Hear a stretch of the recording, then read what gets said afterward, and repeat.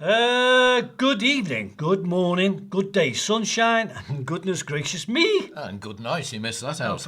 It's Mark and Col here with another Beatleplaces podcast. Hey. With Mark and Col. Nice to be here. Well, welcome, one and all, and anyone else I've left out. Him over there. Him over there. This time around, we have something new for you. Oh. And it's not just Dayglow socks. Don't you like them? Well, they're all right, I suppose. Turn the lights off. They go on your feet, don't they? Not there.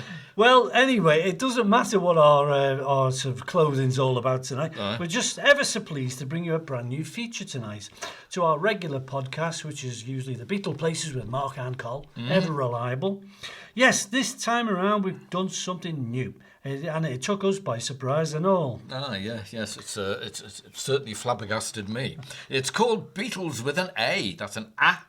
And guess what? We'll be dedicating each show to a letter of the alphabet. Starting naturally enough with the letter A. Of course. And then I think in each show we'll be talking about all the things Beatles and all things Liverpool using that letter. A. Got A, it. what? Yes. Yeah, and guess even Oh, more. A, not A. No, just A. Or hay. Right. Horses eat that. And guess what, Mark? Guess what? Even more what?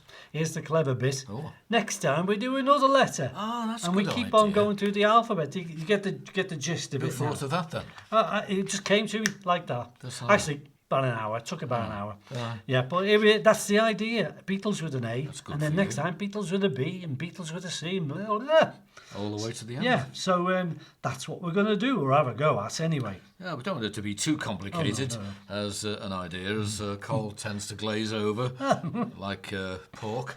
And after about 5 minutes anyway or so, maybe he's just it's his medication or he's meditating or something like that, or just the way he looks, which Oh, thanks. my money's on the latter. So I heard that. he does look a bit Yeah, funny. I heard that. Well, any road up. Aye.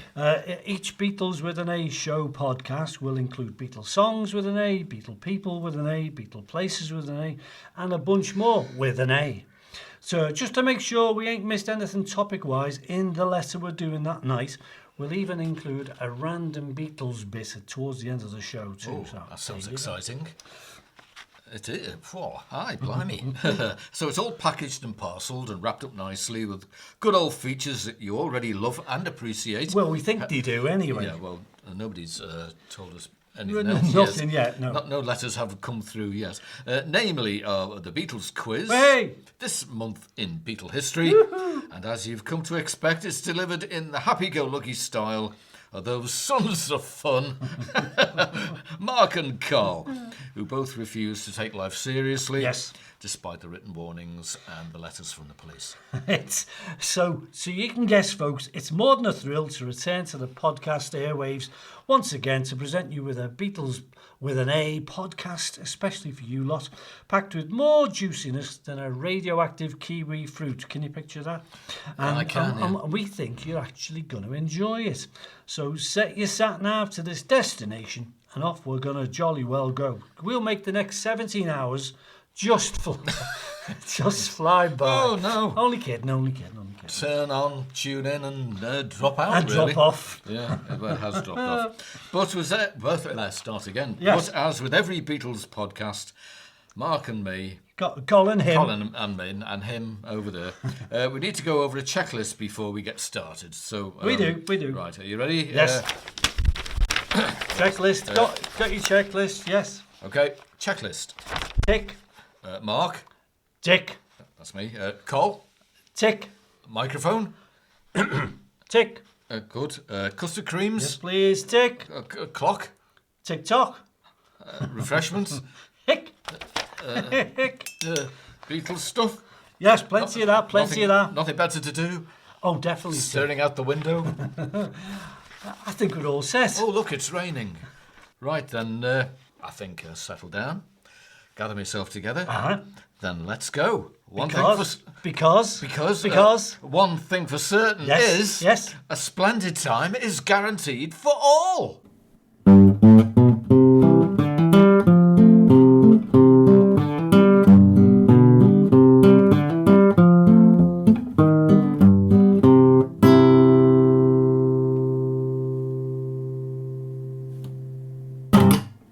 That's right, folks. It's Beatles with an A. Aye. A new way of doing a new show with Mark and Col, your favourite people who are Beatles mad, doing things all about the Beatles and Beatles in Liverpool especially.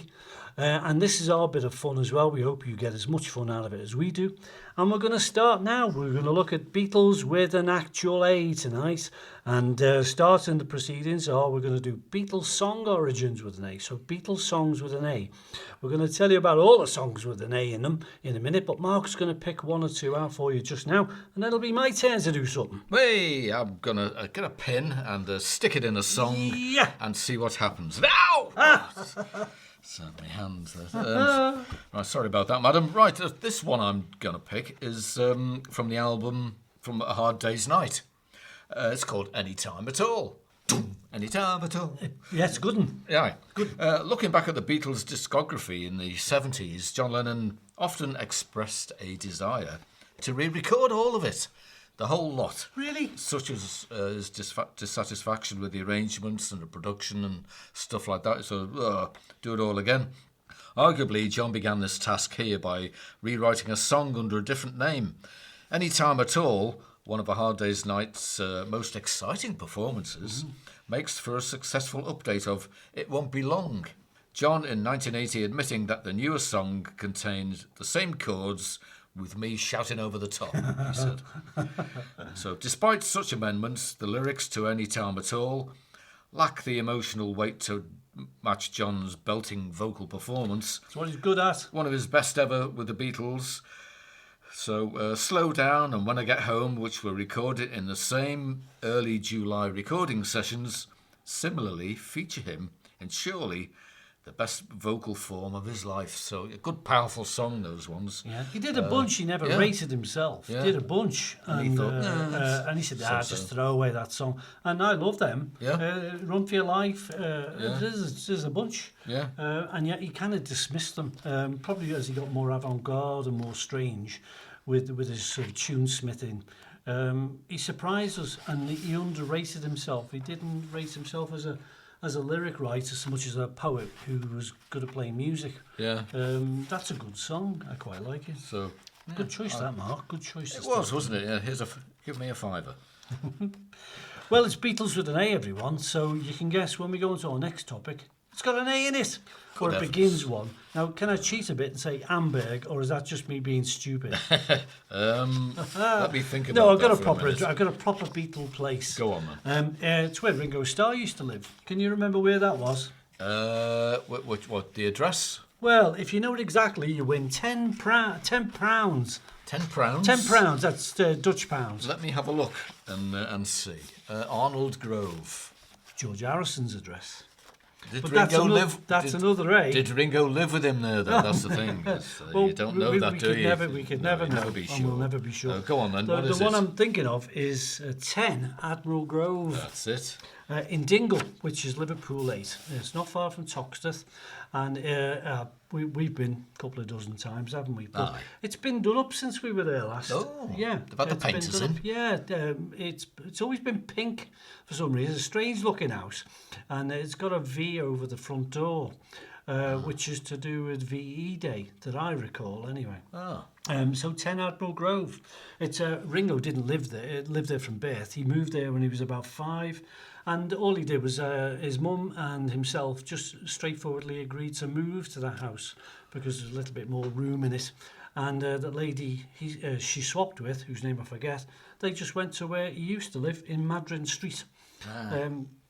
Just round the corner. You know, it's just as handy as that. So, as it goes, Ringo was there right up until his 20s. He was on the voters list. The officials of council-approved voters list. He was on the voters list until 1965, living at Admiral Grove. Is that the one where you see on the where all the kids are outside the house? Yeah. And he runs out of the house and jumps in the car. Yeah, it was a bit staged, wasn't it? Yeah. But it was a good laugh, and of course he genuinely lived there, and that's where George went to find out if Ringo was available as a drummer to join the Beatles back in August of 62, as late as August 62. I did a little thing about it recently for the BBC.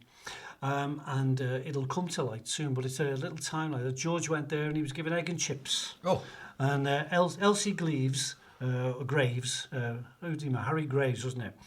She married Harry Graves, and she took George in. Didn't know who the Beatles were, and George was there inquiring if Ringo was in. I said, "I'm sorry, love, he's up in Skegness, working in Butlins, but he comes home every Saturday night." So that was the story behind George investigating whether or not Ringo could join the Beatles band. So come in while you're there, and we'll have some egg and chips. So egg and chips. I always think of egg and chips when I go past their house. Love egg and chips. So all I can say is egg and chips are delicious. They're definitely a Beatle food, very veggie. But Ringo had his 21st birthday party at 10 Admiral Grove, and guess how many people turned up for the do? Don't forget, it's a little house, and it's 2 up and 2 down. 95. Oh, nearly 80. But we think 100. But speculate low. So just a tiny little house, and it had an outside toilet and everything else. So that must have been fun. It would have. I think the queue to the toilet was longer than the people who went to the do. But it's only round the corner from the famous pub called the Empress Pub. Which is on the front of his album. Yeah. So that appeared on the Sentimental Journey album, the first solo album he made, I think. I think it was, yeah. Yeah. So in the end, Ringo was trying to convince his mum to move, and it took her a lot of years before she finally moved out to posh Woolton. And Woolton's where John's family are from. So you can imagine how posh it must have been for Ringo to become a millionaire and said, "I can buy you a bungalow now." Yeah. And she finally moved out to Woolton in her latter years. So there you go, 10 Admiral Grove, Dingle, Liverpool Lace, Beatleplaces. Marvellous. What should I do next? Any idea? How about introduce an advert? Oh, right. Or a jingle. Let's say you're listening to Beatleplaces podcast with Mark and Col, and this is letter A on Beatles with an A. Beatles with an A. So we're here, and well done. Talking of A, hey, about A Hard Day's Night. Yeah, go ahead. Paul had completed Can't Buy Me Love alone, encouraged John's competitive nature to get the next A-side. Such was his keenness that on privately hearing that the new Beatles film was to be called A Hard Day's Night, he went home after filming and wrote the song that night. Just like that. Before Paul found out. The song was then presented to the other Beatles as a fait accompli the next morning. So, beyond the strong opening verse and middle 8, John too had struggled to write much more on his own. In their partnership, Paul traditionally helped out on the second and third verses of John's song, and here the second verse is notably weak, and John, no doubt sensing he had got as far as he could, resorted to repeating the first verse 3 times. Completed at speed, the lyrics simply appeared to describe John's return home after a day's filming. They are revealing as an honest account of the Beatles' tiredness. Their schedule for filming was often from 8 a.m. until late. The music too borrows from the previous single, Can't Buy Me Love, featuring a similar bluesy 3-chord verse and a minor chord-heavy chorus middle 8. The film's opening sequence, for which this track was overlaid, dictated its arrangement. And under George Martin's direction, the stark, suspended G chord... Oh. Don't we know it? Yeah. From George's 12-string guitar announces the film's start after the title's credit. To fit with the shots of running feet as the Beatles flee from chasing fans, a bongo plays double time, heightening the pace. Heightening the pace.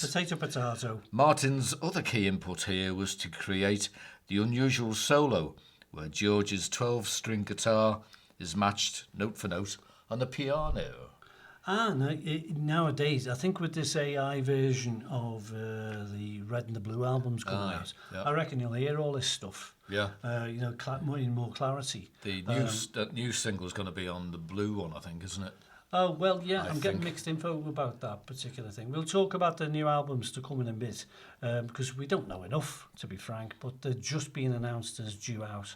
Seeing the track listings, they're quite impressive, but it depends what type of CD or whatever you're going to buy is, how you want to download it, or if you want You can get it on LP as well. Yeah, wax cylinder and all kinds of stuff, so it'll be a thing to admire when it comes out. But again, like the One album, Interesting stuff is going to come. Interesting stuff, Yeah. especially with the way it's been produced again.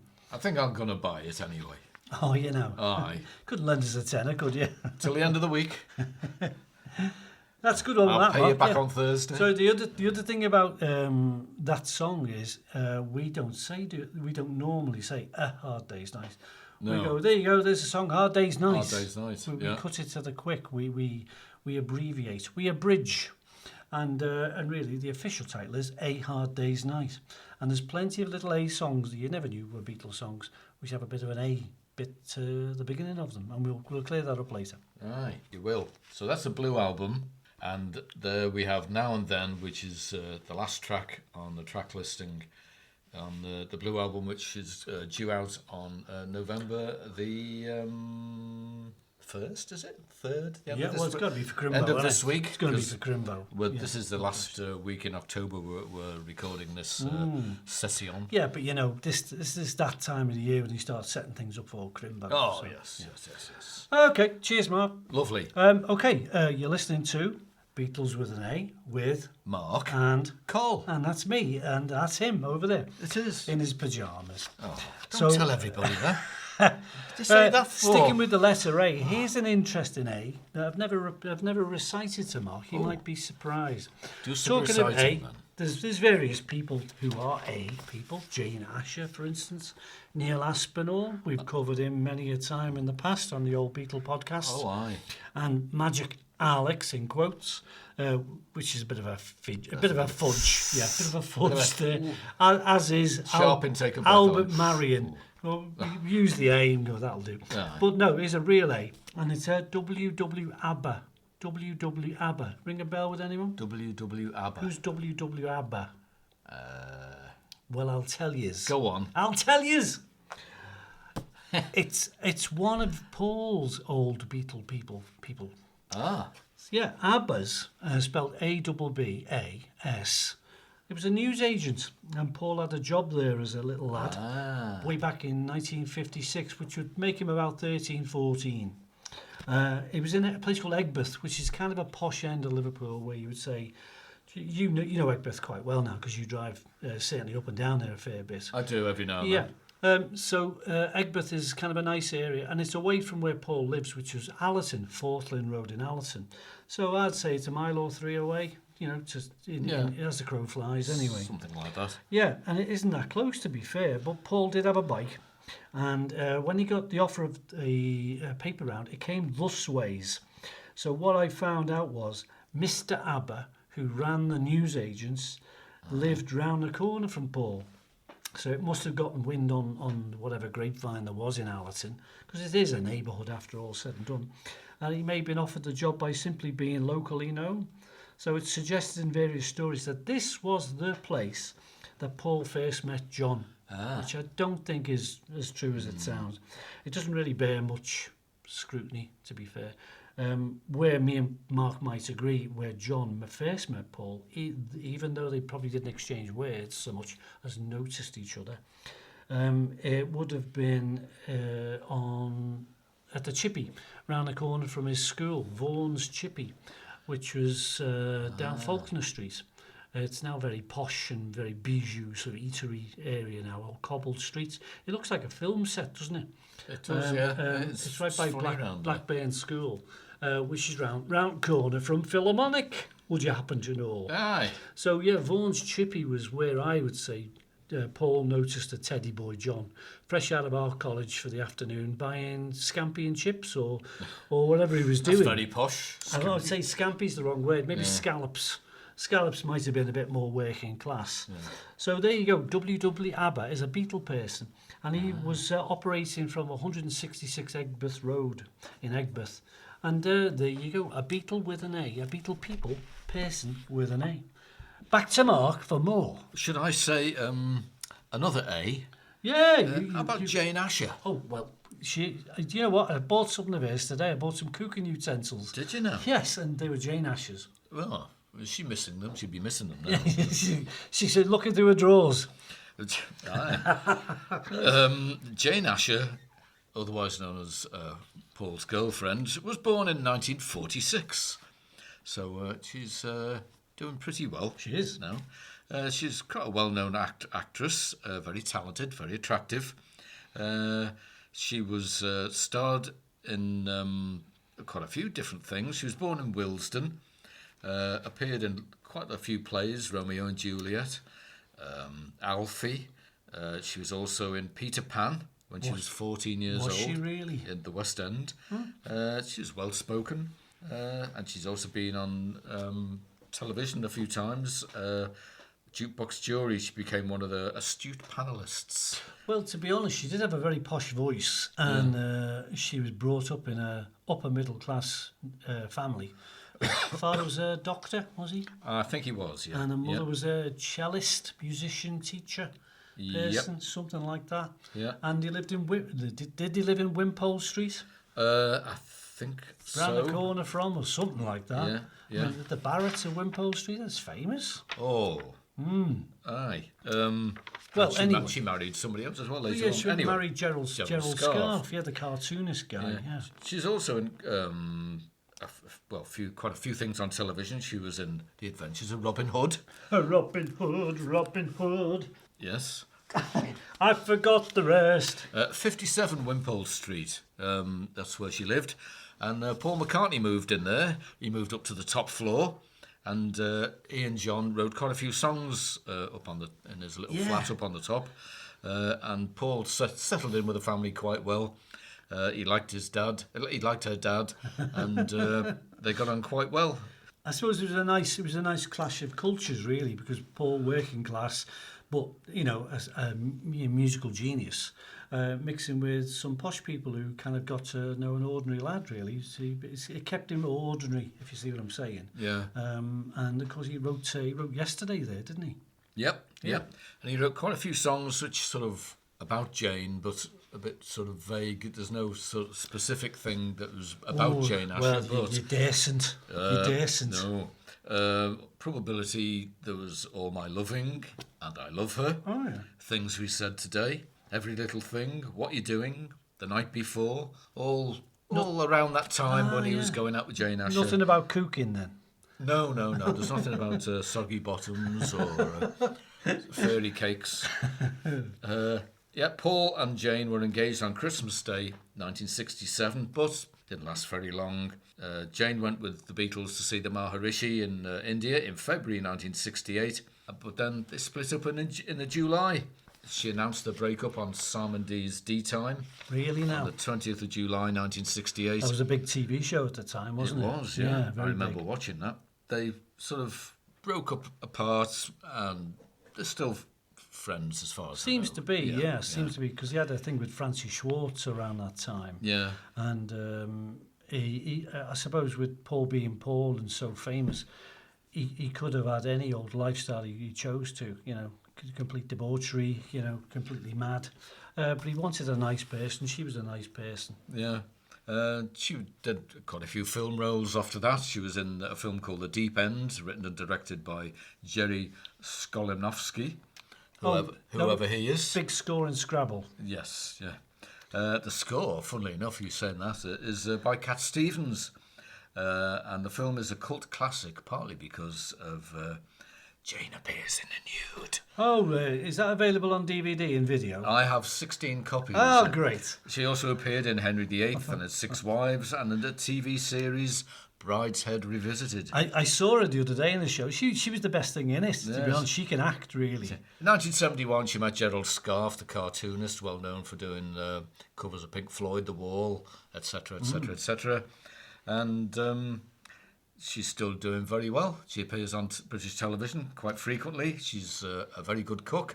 She has a cake shop in Cale Street in Chelsea, and is doing very well. Yeah, she sold me something this morning, so I can't complain. Did she? Yeah, so yeah. You've got her measuring cups. Measuring cups. You've got half her cakes, and and a big box of bicarbonate of soda. Thanks a lot, Jane. Lovely, and thank you. It's Beatles with an A with Mark and Col.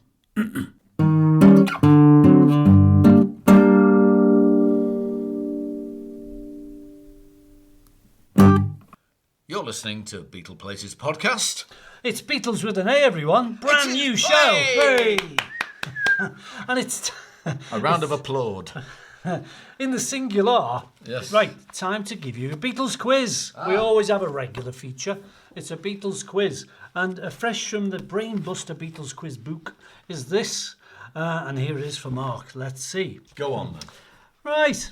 I picked round 49 because we're up to round 49. No, I just picked it up randomly. And it's Beatles Who's Who. And this time we're picking on John Lennon. So, answer these. And the questions come first. Of course, the answers come later. We used to do it the other way around. It wasn't very good, was it? Very well. No, not very well. Confused a lot of people. Yes. And so we've had other alternatives. But let me test Mark on these. Answers coming up in a wee bit when we end the show. Right. Go on then. Who's Who, John Lennon, Beatles Roundup. Right. Name the soldier John played in How I Won the War movie. Right. I think I know. What park did John play in as a boy opposite his home? Now, we should know this. Aye. What's John's favourite number? 9. You answered the question. I'll have to skip that. Oh, sorry. I'm getting all excited. Yeah, no. What Liverpool rhyme did John use in I Am The Walrus? And I've got a reason for saying that because I'm going to recite the whole thing later. Oh, you're not, are you? Yeah. Oh, Yes, I am. You've got me thinking now about that Okay, one. what Liverpool rhyme, because it's a Liverpool school rhyme we all used to say as kids, Oh. did John use in I Am The Walrus? Right. You'll be singing this song now. Aye. Okay, and finally, as Mark often says, which hospital was Julian, his son, born in 1963? What Aussie was he born in? Right. And we've been past this a billion times as well. Run through them again then. Go on. Questions 1 to 4 is, name the soldier John actually played in the movie How I Won the War. Right. Number 2, what park did John play in as a boy opposite his home? Mm-hmm. We've skipped John's favourite number because the answer came out. He just blurted it out, I folks. did blurt. Yeah. So don't blurt the answer to this. What Liverpool rhyme did John use in the song I Am the Walrus? And finally, which Aussie did was son Julian, born in Liverpool in 1963. It's about April. You've got me there. April 63. I will have to do a bit of research now and have a think. Oh, by all means think, but keep working. Right. Thanks, Mark. More coming. Right, should I ask you some questions now? Yeah, why not? It's quiz. It's our quiz quotient. Let's have a quiz each. A quiz quotient? A quiz quotient. Right, here's question number 1. I'm going to do 3 of them. Okay. Do you want me to blaze out the answers? Please, yes. So, what song did George first play the sitar on? Right? There's only a small one. It's a baby sitar. It was a small song. It was a small song. Didn't see that coming, folks. What song did George Harrison first play the sitar on? Okay, right, that's that one. And who was with Paul when he fell off his moped on Boxing Day, 1965? You know I know this one. I know. Because I've looked it all up and done everything. While riding his moped in Wirral. He cut his lip badly and required stitches. So, who was with Paul on that day? Okay. A famous person who's mentioned in a song later on in the height of their career, really. Mentioned in the song. I believe. Yeah. Right. All You Need Is Love on June the 25th, 1967, for BBC's Our World Live worldwide link-up. What was the estimated viewing figure of that programme that was on? That's a good one. That's a good question, that kidder. Because it was all over the place, whole worldwide link-up. Yeah, it was a worldwide transmission. So any idea how many people were watching it? Yeah. Okay, so that's question 3. So the first song was, what song did George first play the sitar on? Got it. Who was with Paul when he fell off his moped in Wirral on Boxing Day 1965? And All You Need Is Love, the BBC's programme Our World Live, the worldwide link-up. How many people were estimated to be viewing that programme when it was broadcast? I thought I had some good questions on there. June the 25th in 1967. Well, cheers, Chuck. They're rather good, they are. Aye, rather good. Okay, we've got time to introduce a little jingle here. Here it comes. You want the best. You expect the best. You deserve the best. So while you're waiting, Here's the Beatleplaces podcast with Mark and Col.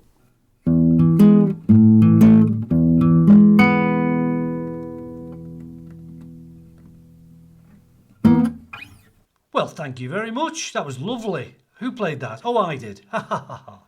Show off. Yeah, that's me playing flamenco, spelled Phlegman and go.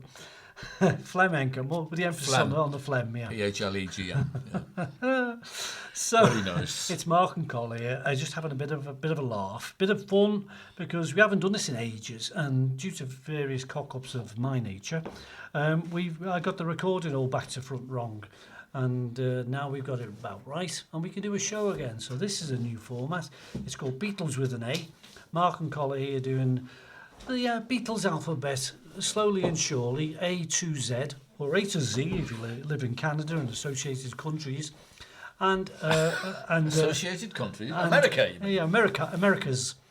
And we're going to do it. We're going to do the Beatles songs, Beatle people, Beatle places, and random A's and B's and C's and D's and E's.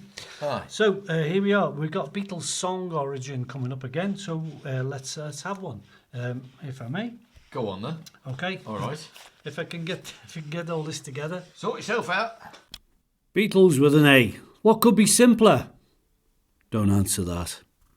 Yes, it's Beatles with an A, and this A is a Beatles song. Here's the origin of the song Across the Universe. Well, it was composed around the time John was in Rishikesh with all his gang, and recorded originally in 1968. Later, they had another bash at it in 1969 as well, but it was released on the album, an album that wasn't a Beatles album. It was released on an album called No One's Gonna Change Our World, which was kind of a charity album for the World Wildlife Fund. I never can remember that one. Anyway, Whoa. Just say it's whoa. Yeah, but the funny thing about it was the Beatles were kind of a little bit offish about having background vocals from anyone other than themselves. But on this particular album, they had two people who were girls on it. And they were part of the fans who always hung around Abbey Road Studios, who were called, namely, the Apple Scruffs. I've even got the names. There was a lady called Lizzie Bravo and a lady called Gayleen Pease, and they were part of the Apple Scruffs. And what they did was they sang in the background to the song. Female fans, typically they hung around Paul's house in Cavendish Avenue, but it was just on a Sunday then they were doing nothing. And they were recording the song, and they invited the girls over just to do the backup singing. So in stepped Lizzie and Gayleen, and for the first 2 hours, they had to sing, "No, nothing's going to change my world." Lizzie was a Brazilian girl, 16 years old. God knows what she had as an excuse from school. But she, as a birthday present, she was allowed to come to London. And guess what she did? She hung around Paul McCartney's house. That's some holiday or what. She's still around, and in fact, she's become a singer since she went back to Brazil. John was pleased with the way he wrote the words. One of the more songs he didn't sort of criticise afterwards. He kind of preferred the song. He said it came to him in a dreamlike state while he was at home in Kenwood, and the words just poured out of him, much like Yesterday. It was kind of a complete song. Interesting. Words are flowing out like endless rain into a paper cup. He was never quite pleased with the actual recording of it, feeling his voice wasn't kind of just exactly right. A bit wavery. Yeah, which is why he gave it to charity in the World Wildlife Fund to record. Spike Milligan was involved, and Spike spoke to John and said, "Can you give us a song?" Literally, "Can you give us a song?" And he gave him this recording. But what they did was they did a re-record, and they kind of got it better right. Phil Spector got involved with that. So some musicologists have said the music is a bit listless and the words pretentious and must have been influenced by drugs. But it is meant to be a semi-conscious stream of words, as far as I can hear it anyway. A restless wind inside a letterbox. Bad, is it? Aye. Wish I could write stuff like that. Aye. Drunk or not. Hey, talking of that. Aye. Yes. Cheers. Bottoms Cheers. up. Bottoms up, Bottoms everybody. are up. That was a good glass clink, wasn't it? Not. Yeah, we've done better. Anyway, how about a day in Beatle history? Or 2 days, funnily enough. Splendid stuff. Funnily enough. So today is the end of October. It is, aye. Nearly Halloween, lad. Tomorrow is the 31st of October. And back in 1963, the Beatles flew SAS, which is the airline, came back to London, where hundreds of screaming girls had gathered on the roof of the Queen's building at Heathrow Airport to welcome them back to Britain. By coincidence, Ed Sullivan happened to be passing through the airport at the time and witnessed the scene and wondered what on earth was going on. It impressed him very much and led him to book the group for his show when they were still virtually unknown in the USA. So they appeared then. So that was October the 31st, 1963. And they appeared on his show on February the 9th, 1964. Worked out quite well, didn't it, really? Which is a very momentous day. Yeah. It's all about that synchronicity of, like, they were doing something that wasn't connected with publicising themselves, and Ed Sullivan spotted them.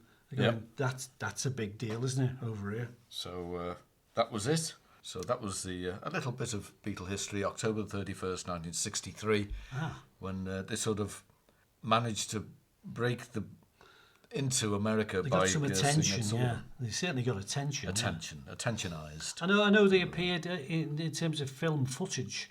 Ed Sullivan put them on his telly show, but a fella called an American chat show host called Jack Parr, he put footage of them like causing mayhem with Beatlemania back in Europe. And he made a bit light of it. He kind of was a bit satirical about the whole madness of the Beatles. Yeah. And yet, Ed Sullivan saw through all that and said, well, these are very popular. And so it became a bit of history. So it did. And it's Nelson, that's Month In Beatle History, kid. Well, if we go into, should we do November the 1st? It's around the corner, isn't it, practically? It's the day after they flew back into London. They appeared the following day. They didn't have a rest or a sit-down or anything. They appeared at the Odeon Cinema in Cheltenham. And it was the first night of the Beatles' autumn tour with the Rhythm and Blues Quartet, the Vernon's Girls, the Brooke Brothers, Peter Jay and the Jaywalkers, and the Kestrels. The compere was Frank Berry, whoever he is, I've no idea. The Beatles' standard set for the tour was I Saw Her Standing There, From Me to You, All My Loving, You Really Got a Hold on Me, Roll Over Beethoven, Boys, Till There Was You, She Loves You, Money That's What I Want, and Twist and Shout. All the early stuff. Yeah. Nice loud stuff. Very deafening girls screaming down your ears. Also, the Beatles EP. The Beatles #1 was released in the UK on Parlophone with I Saw Her Standing There and Misery. And the side B was Anna Go to Him, Chains. And the single I Want to Be Your Man by the Rolling Stones, written by Lennon and McCartney, was released in the UK as well on that day. So that all happened on November the 1st. I mean, a lot happens, doesn't it? Just a lot happens. Nowadays, it's a bit here and a bit there from people. Sort of, every 7 months you get a single or something. So. But all went mad then. So I noticed the Vernon girls were mentioned in the sort of lineup of the gigs. Aye. And the Vernon girls were from Liverpool. They were. And they were 3 girl singers, and one of them was the sister of my teacher. So she had a lot of stories about the Beatles. Yeah, she had a lot of stories. Yeah, her name was Stredder.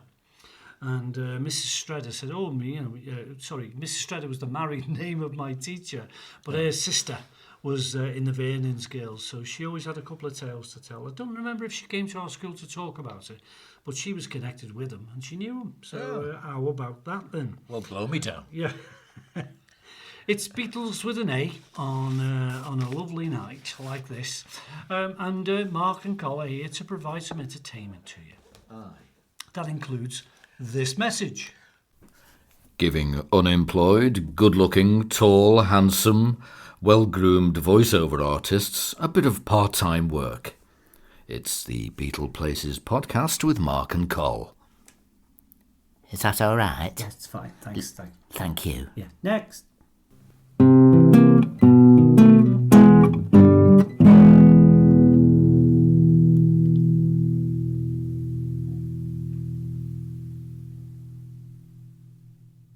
Welcome back, all. Welcome back, everyone. Hooray, It's hooray, Beatles hooray. with an A, with Mark and Col, which is Mark with an M and Col with a C.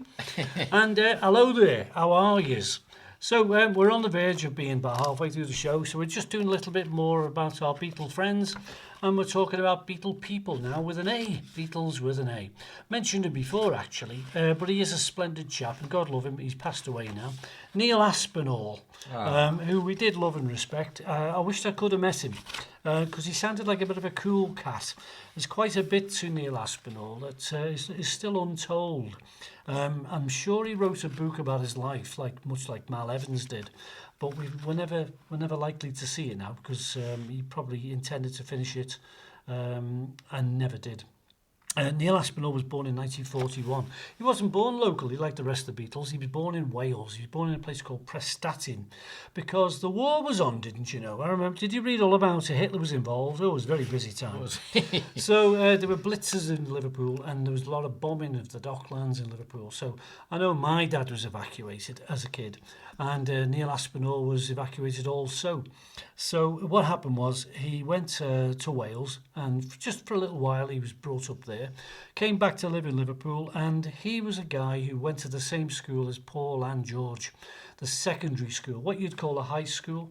Neil Aspinall was well known because he got to know them in the smoker's corner. He liked a fag. And he and George used to have sneaky little smokes in the corner of the playground of school, and they got to know each other that way. But for the rest of his life, Neil Aspinall was known by his nickname. Can you remember what that nickname is? No. It's Nell. Oh, Nell, we all right. do this round here. We all call each other silly names. So he was always called Nell. And what he did was he left school to become a trainee accountant, just literally a couple of feet away from where the cavern is. And Neil Aspinall also wasn't being paid well enough. So what he did as well was he knew George and he knew the music scene, which was just happening all around him around this time of the early 60s. And he bought himself a van. He made himself very handy. And what he did was he became a roadie, probably what they call a humper. He'd just move all the amps from one gig to the next and move all the guitars and all the instruments, and then he would also give all the Beatles lifts back and forth from home and work and gigs and wherever else. And the thing about Neil Aspinall was he also knew Pete Best pretty well because he lodged in the same house as Pete Best. And lo and behold, as time is now told, Neil Aspinall had an affair with Pete Best's mum, Mona Best. And they conceived together, let's put it that way. And the child she had in 1962 was a lad called, I think his proper name was John, I think. First name was properly John. But he's well known as Rogue Best, as in R-O-G-U-E. But he's spelt R-O-A-G, Rogue Best. Meanwhile, the problem Neil Aspinall had was he was a busy mate of Pete Best. And yet Pete Best was given the boot, the order of the boot, on the 18th of August, 1962. And it's a very sad time for Pete because he was kicked out of the band for reasons never explained. And if you look into the fine detail of it, it's a bit intricate. But Brian Epstein had to give him the bad news. And yet Neil Aspinall was in the same room, as it's been told. He was in the same room when he was told that he was sacked from the Beatles. So they went for a pint to get over his problem. And yet Neil Aspinall carried on being a roadie for the Beatles. So he just said, well, I need the money. You know, basically he needed the money. So he carried on being a roadie, proceeded to be a roadie for the Beatles forever. And then he got involved in being part of the Apple Corps, being part of Apple Corporation. And he carried on like that for life until he was the guy in charge of archiving all the Beatles material to make the Beatles anthology show. And that was probably the last major thing he did. Although he did fight tooth and nail against other companies like Apple Computers to fight for the Apple name. But Neil Aspinall, just a great guy. The word I would use is laconic. Yeah. Very cool under pressure. He talked a bit like that, doesn't he? Very... If my voice is like, I'd do an impression of him, but I can't now. My voice is gone today. Should I do another A? It's a bit tenuous, but it's A for art. Art college. Oh, college will do it. It's a bit tenuous, but tenuous wins. Liverpool College of Art in Hope Street in Liverpool. John went there, John's Art College. and clutching a portfolio of his work from Quarrybank High School. We picked some awkward words to say tonight, haven't He must we? have done all sorts of pictures there. And wearing his dead Uncle George's sports jacket Did.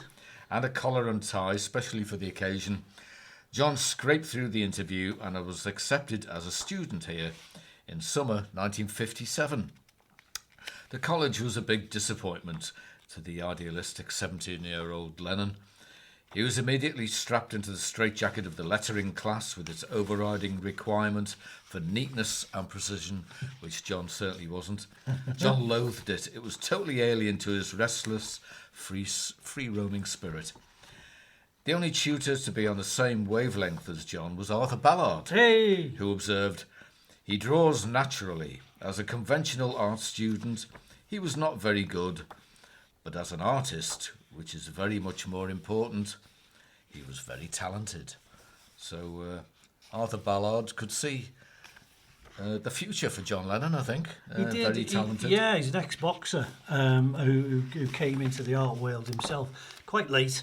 And he understood genius, I think. I think that's what he did. Some of his Arthur Ballard's lectures, let's put them in inverted commas here. Aye. Some of his lectures were done in the alehouse in Ye Crack, and we've been in Ye Crack, haven't we? So, and you can imagine it's kind of a small space, but it was a good place to have a drink. Yeah. And Arthur Ballard, who lived in Mells in Whittle. Yeah, he lived in Whittle. Yeah. So John spent 3 years at the art college. And he said, all I ever learned in art school was about Van Gogh and stuff. They didn't teach me anything about Marcel Duchamp, which I despised them for. And it was there where he struck up a friendship with Stuart Sutcliffe and met Cynthia Powell, his future wife. And she must have appeared an unlikely partner for John Lennon, as he was all teddy boy in drainpipe trousers and long draped jacket. Yeah. Sideburns and a DA hairstyle and stuff like that. But, John asked her out for a date, and Cynthia said, "I'm awfully sorry, but I'm engaged to this fellow in Hoylake."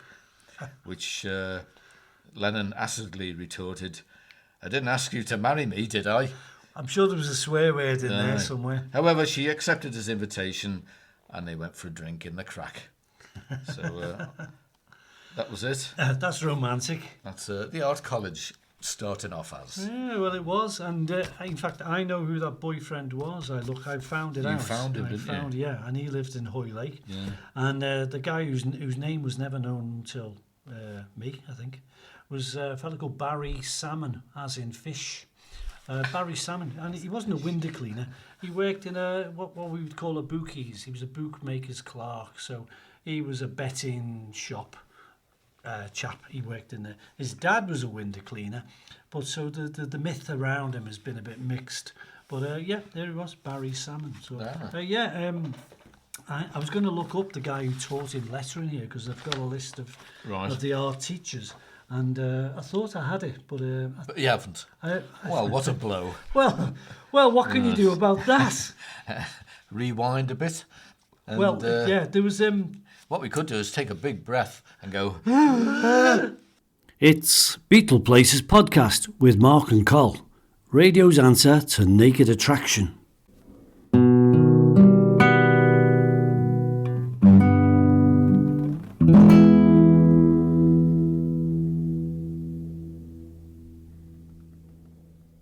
It's Beatles with an A tonight. Welcome one and all. My name's Mark. My name's Col. And here we are together. Hey! Wonderful. And I hope you're listening and enjoying this load of old twaddle. Well, I was looking up something. I've been to the Liverpool Art College archives, and I've been looking up all the teachers. Have you? And I was looking up they didn't mind. who taught John Lennon lettering. Right. And for the life of me, I can't pin it down just now. While under pressure, I can't seem to pin it down. We did talk about Arthur Ballard, and we talked about other people. But the only thing I can tell you about the art college was Mike McCartney attempted to go to this art college, and he didn't have enough qualifications, but he had more than John Lennon did. And yet, so Mike McCartney instead applied to the Birkenhead Art College, and they couldn't help him because he didn't have a grant from the council to help him along. So what a crying shame that was. Oh, well. So you're listening to the Beatles with an A, our initial show of Beatle things and Beatles in Liverpool things to do with the letter A. And next time we'll do the letter B. Right, this time around we're talking about Beatles songs and whatever else. Right. We'll very soon come to the end of the show because we'll be rattling off with the Beatles quiz answers. Aye. So if you've been poised waiting for those, we've got them to come. I'm poised. We're going to do a Beatles song. Not sing, but Yeah, we're we gonna can pick a Beatles song with the Right. letter A, and Col will do a Beatles place with the letter A, and we'll carry on until we get to the quiz. So if you're prepared to wait, that's very kind of you. Right. Okay. Well, should I do the song first? Yeah, go on, the Beatles with A. Beatles with an A, and Your Bird Can Sing. So, sung by John, Paul, George and Ringo, of course. Recorded on the 26th of April 1966 at Abbey Road Studios. Was it called Abbey Road then? It was the EMI It was Studios. the EMI Studios, So yeah. that's It got labelled Abbey Road in Later the on. 80s. Aye, Yeah. that's wrong. So it was one of the few Beatles songs that began life with a different title. In this case, it was You Don't Get Me. Oh, I never knew that. Ah. Both titles do appear as lines in the song, but You Don't Get Me is perhaps the more apt, as the lyrics are about someone not being understood or appreciated. Is this supposed to be Paul not getting John, or perhaps even Paul getting above himself? Nah. Now that he's gone all arty, showing off that he's seen the Seven Wonders, or just a lack of communication generally. The chosen title makes the meaning more elliptical. What bird? Birds are supposed to sing anyway. Or was it a bird meaning a girl? A girl. Or an early attempt by John at a semi-stream of consciousness. Well, he was getting there, wasn't he, ultimately? Very He was hard getting to there, and say. then he got there. It took 2 12-hour sessions in a recording studio to get it right, but John was still not satisfied that he got it right, whatever it was that was in his head. So he wasn't quite happy with it, but I quite like it, and Your Bird Can Sing. Yeah, it's a good riff. Yeah, good song. Don't worry about the words. Feel the mood, baby. Feel the mood. Off you go. It's a good one, yeah. Useful to know, and I didn't realise it had a previous title to it, but Aye. lo and behold. You Don't Get Me. Cheers, Mark. You don't get me, but we know that. Okay, it's Col here, and I'm doing a Beatles with an A place. It's a place that has a name as well. It's a place called Ashley Dupre. Does that ring a bell with you, Mr. G? Ashley Dupre. No. Sounds a bit posh, doesn't it? Jacqueline Dupre. That's Jacqueline a person. Dupre, the cellist, yeah, Aye. but no relation as it goes. No. No. Ashley Dupre was based in Breck Road in Liverpool and also at a place called Tempest Hay. And as ever, as we always seem to find out, it's 15 feet away from the cavern. Everything seems to be 15 feet from the cavern. So Tempest Hay is a little sort of what we'd call locally as a cooey, little entry. Just a side road, really, round by where Rigby's is. Rigby's pub. Rigby's. Yeah, aye. off Dale Street. Aye. So yeah, Tempest Hay was in central Liverpool, and it was a hairdressers. Hairdressers. So it's an hairdressers, but it is labelled in the advert as a Continental Hair and Beauty Salon. Does it make it any more sense? Maybe. Yeah. Go on. So this was where Ringo's girlfriend came from. So Ringo's girlfriend was Mary, stroke Maureen, stroke Mo Cox, and she worked there. He became his wife. She became his wife in later years, and she worked there as a junior apprentice, and she was a manicurist to boot. Most likely she worked in this branch, but she wasn't far from the cavern, so you can see how one thing led to the other. And she worked in Ashley Dupre. I suppose Ashley Dupre was probably like Bernard Smith or something like that, a very plain, ordinary guy who thought a posh name will get me some business. So Ashley Dupre. Very good. Going to do a couple of things now.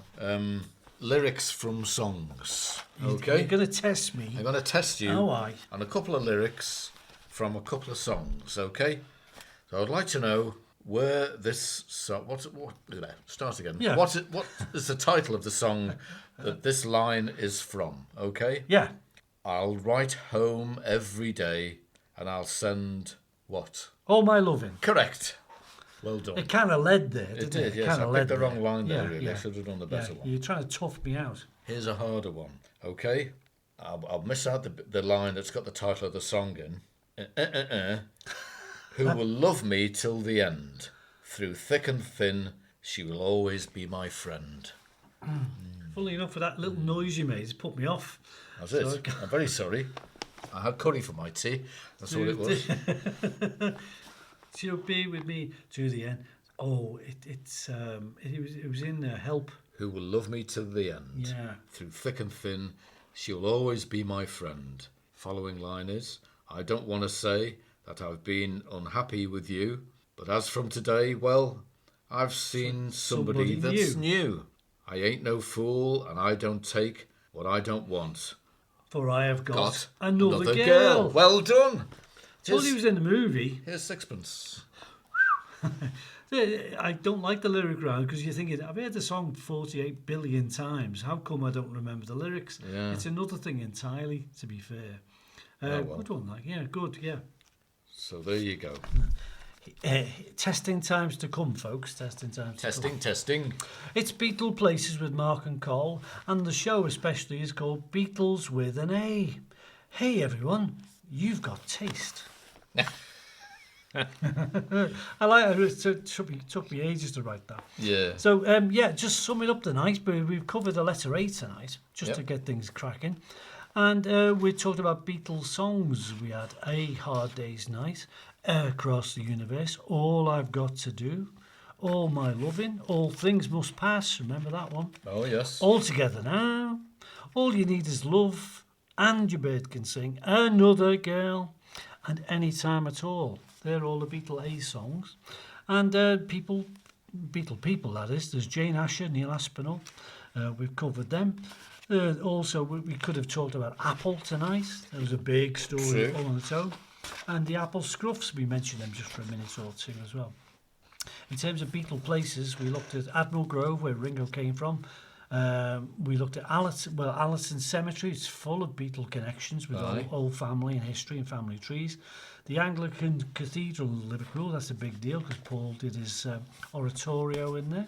He did. And there's Ardwick Road, where Paul used to live. Arnold Grove, where George used to live. Aye. There's Abbey Road. Aye. More can be said about that. There's I tested you last time on this one. Maybe you've remembered Anello and David. Ooh, sound like Arnello and David. sound like a xylophone playing act on a. Well, it was based in London. stage. Based in London. No, they didn't make Don't know. xylophones. They made Chelsea boots. So that's where the Beatles noticed these fancy boots that became Beatle boots, and they were made by cobblers, more or less, those shoemakers. Anello and David, very posh. Oh. Yeah, and I was going to mention Almeria tonight, but I never had a chance. And Almeria is where John went when he filmed the movie How I Won the War. But we've got a question about that, and we're going to lead right up to that now. So here we are, folks, ready for the finale to come. We're going to talk about the Beatle quiz answers from Mark and Col. Right. Okay.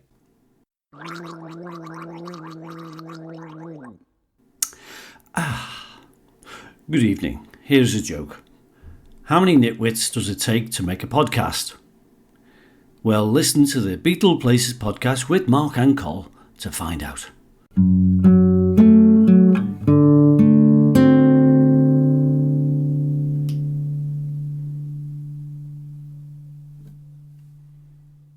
Hope you're enjoying the show, everybody. Oh. You're listening to Beatleplaces podcast, the letter A, with Mark And Col. hello. Good evening. Good evening. Good night. Not yes. Oh, Not sorry, yes, not sorry. yes. I was just getting my shoes Take on your then. coat off. Take your coat off. Right. Right, I did a quiz, You but did? I'll tell you what we'll do. We'll do your answers for your quiz first and my answers for this quiz next. Okay, then. What I want to know is, Yeah. what song did George Harrison first play the sitar on? Any idea? So it wouldn't have been off the Sgt. Pepper album, so let's forget that. It was on a single, and it was on Norwegian Wood. It was Correctamundo. Because he bought it from He bought it from a shop in London called India Craft. India Craft, that's right. It's a nice cheap model. Yeah. Held together with sellotape. Well, it's On October the 12th, 1965, it was recorded. When I see people playing sitars, I go, how the bloody hell do you play that? I can play a guitar, but I can't play that. So what's the title of the song then? Didn't I just say it? Go on. Norwegian Wood. And? This bird has flown. Correct. You got to finish it off properly. Oh, just got in there. Otherwise, the hatchet of time would have. The jury would have pulled the trapdoor, and that would have been me gone somewhere down the Mersey by now. Right. Should I do my other question? Yeah, carry on, kid. Right. Who was with Paul when he fell off his moped on Boxing Day in 1965 while riding his moped in Wirral? Well, he cut his lip very badly and required stitches. Do you know where it was he crashed as well?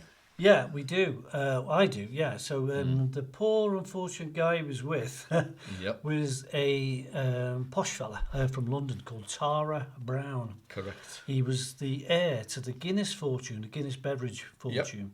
22, 21 years of age. He was younger than that, maybe. When he died, he was 21. Yeah, well, he was a mate of Mike McCartney's, who sort of hung around with Paul as well. Couldn't help himself, really. He came up on Boxing Day, and him and Paul had a laugh. And he went to go and see Paul's relatives, the Robbins family, in a place called Bebbington. So this involved driving from Heswell, where Paul had a nice big house. I went past it yesterday. And he went to Bebbington on these mopeds, and they didn't know how to manage them. It was dark, it was moonlit.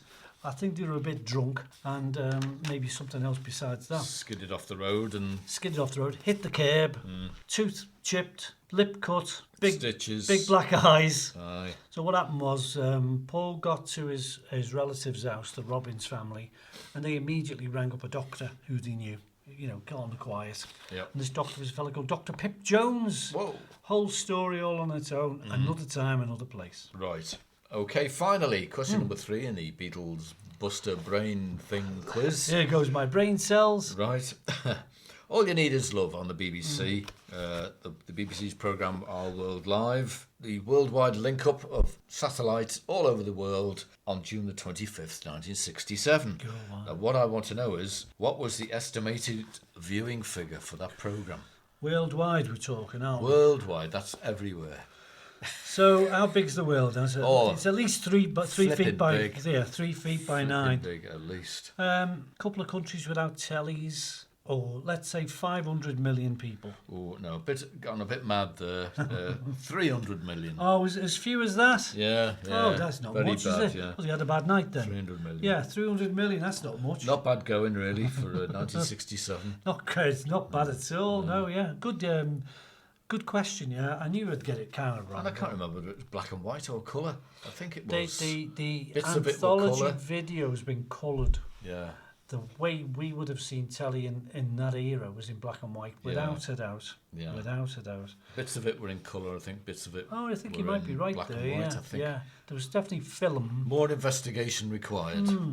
So that's my half of the Brainbuster quiz. Well, yeah, okay. Right. So now tax me, please. Now it's my half. My brain is going to hurt. Right, everyone, just watch Mark's ears for blood. Here we go. Who's Who? John Lennon questions. Name the soldier John played in the movie How I Won the War.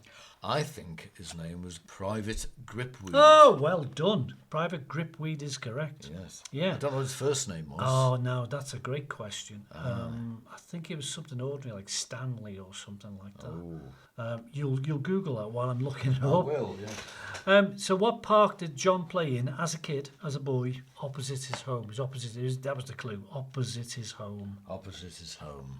Park. Well, there's Stanley. Stanley Park's in Everton.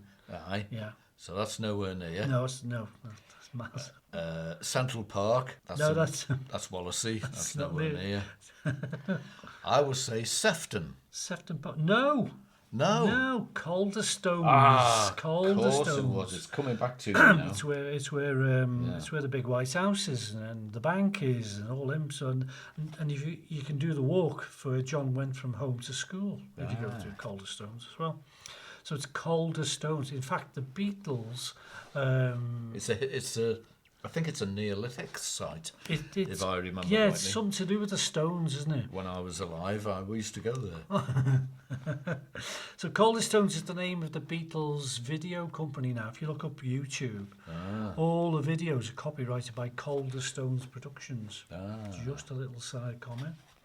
What was John's favourite number? Everybody knows it's number 9. Number 9. Number 9. Number 9. You've said it once. Number 9. I'm doing it 9 times. And that voice was taken from a BBC test record as well, that voice. Really? I thought it was I thought for a long time it was George Martin. No, it was a test record. Oh, right, I'm with for you. doing different tones and stuff like that. When you test your hi-fi and stuff like that. But I think it was a test record, hi-fi test record. And it was like different frequencies or whatever it was. I see. To check out your hi-fi system. I get you. Oh, clever And stuff. number 9 was number 9. Yeah. Well, they had a lot of sound effects records on Beatles records. Yeah. And that's another time as well. So, next question came up. What Liverpool rhyme did John use in the song I Am The Walrus? Well, there's a few in that song, really. It could have been one of a few various It ones. could be, but the main one, the one main we one. all laugh at because it's our kind of old school song, isn't it? It's old school. Yellow Matter Custard. Yellow Matter Custard. Yeah. Yep. Yeah, and I was going to recite the poem. Maybe it's a bit gruesome, but I'll have a go at it. And it goes like this. Anyone who's from not round here will not have heard this before. The full poem goes, yellow matter custard, green snot pie, all mixed together with the dead dog's eye. You slap it on a butty, nice and thick, and you swallow it down with a cold cup of sick. Yep. Lovely.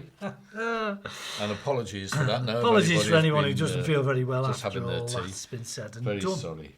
Finally, Mark, Yeah. which hospital did son Julian get born in April of '63 in Liverpool? It's in Liverpool. Where was it? I've forgotten.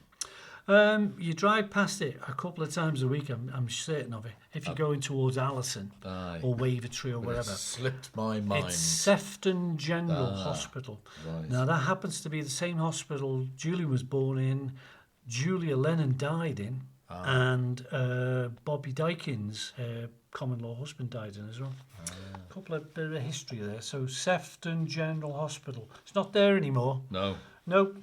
And more's the pity for that. So there you go. Some questions about John Lennon, and Mark did really well with them. So congrats. Well, thank you very much. Do I get a prize? No, just this slap on the back. No chocolate biscuits. No, I'm all.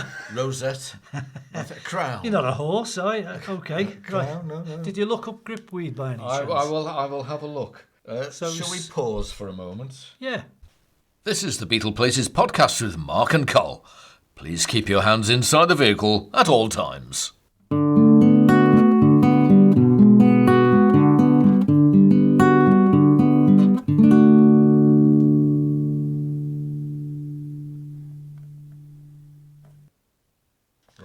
Well, everyone, we've done a little bit of research on the subject of what was John Lennon's actor's name. The name of John Lennon played in the movie How I Won the War. And he played the character Private Gripweed. And we asked the question, What was Private Gripweed's first name? So that's your we don't, mission. We don't know. If you choose to accept it, is to find out what was his first name. Please let us know. Yeah, we've looked on the internet, but all we're getting are Viagra adverts, and we don't need that. So Certainly don't. We're stuck this time round, and we thought we knew a lot of stuff, but we don't know everything, No. as you can tell. So all we can do now is wrap up the show. Our first show called Beatles With An A. Say ta very much for listening. It's been kind of okay, isn't it? It's been It all has, right, yes. yeah. Everything went fairly smoothly. Even the machinery's working tonight. Yes, you wound it up properly. The new spring in. Boing. And it seems to be working okay. So thank you for listening and putting up with this load of old cobblers. We'll be back, though. We'll be back. Aye, eventually. We'll do another letter, possibly. B. Yes. Well, blow me down. Blow me down. By Jove. And thank you again for listening. It'll be worth your while if you tune in again. We'd love your comments, and especially if you've got answers to questions we couldn't answer. Yep. Mark and Col are off. We've got to go. Get in touch and let us know how everything is going down your end. Thank you very much. Good night Toodle pips. from Mark and Col. See you next time. Tra, tra, tra, tra, tra, tra, tra, tra, tra, tra.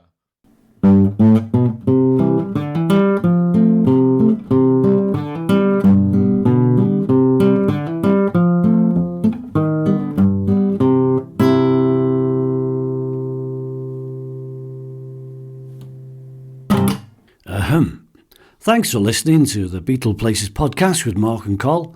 We hope to see you again real soon, and don't forget to visit the gift shop on the way out.